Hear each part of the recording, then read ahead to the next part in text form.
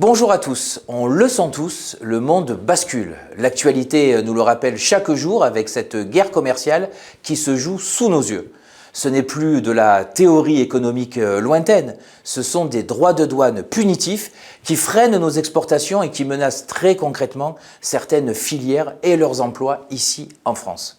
Face à cela, la CFTC ne peut pas rester silencieuse. Alors d'abord, il faut avoir le courage de regarder la vérité en face.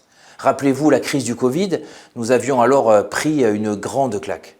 On a réalisé du jour au lendemain qu'on ne savait plus fabriquer du paracétamol chez nous, qu'on dépendait entièrement de l'Asie pour les puces électroniques vitales, par exemple. Et le pire, c'est que ça continue. Aujourd'hui, c'est notre souveraineté numérique qui nous échappe. Rendez-vous compte, 2/3 de nos paiements numériques dépendent de réseaux américains. Et ça, ce n'est plus de l'échange commercial, c'est juste de la dépendance. Alors qu'est-ce qu'on fait? On continue à subir? À la CFTC, nous disons non. L'heure est venue d'inventer un protectionnisme que j'appelle intelligent. Entendons-nous bien, il ne s'agit pas de fermer les frontières. Nous savons que l'ouverture au monde apporte du progrès. Mais nous refusons d'être les idiots utiles de la mondialisation. On ne peut pas être les seuls à respecter les règles quand les autres les contournent.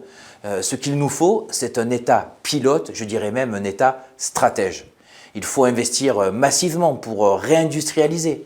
C'est tout le sens de notre engagement dans l'alliance qui vient de se créer, l'Alliance pour le fabriquer en France, avec d'autres acteurs du monde économique.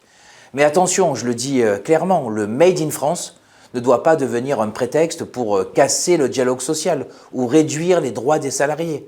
Produire français, c'est aussi respecter le travailleur français et le modèle social de notre pays. Et ne soyons pas non plus défaitistes. Nous avons des raisons d'espérer. D'abord parce qu'une usine qui s'implante, c'est du concret. C'est une école qui rouvre, ce sont des familles qui s'installent, c'est tout un territoire qui peut revivre. Ensuite parce que la France a du talent. Regardez nos pépites technologiques comme Mistral AI dans l'intelligence artificielle par exemple, ou notre industrie de la défense. Nous savons faire. Enfin, n'oublions jamais que nous ne sommes pas seuls. L'Europe, le Royaume-Uni, le Canada, le Japon, si les démocraties s'unissent, elles font jeu égal avec les géants américains ou chinois. Ensemble, nous pouvons imposer nos conditions. Pas d'échange sans respect de normes sociales et environnementales. Pour conclure, je dirais que la balle est aussi dans notre camp, dans votre camp en tant que consommateur. Acheter, c'est un acte citoyen par lequel chacun peut librement choisir de conforter nos entreprises et donc nos emplois. Promouvoir ce protectionnisme de la raison, c'est le seul moyen de protéger notre travail et notre dignité.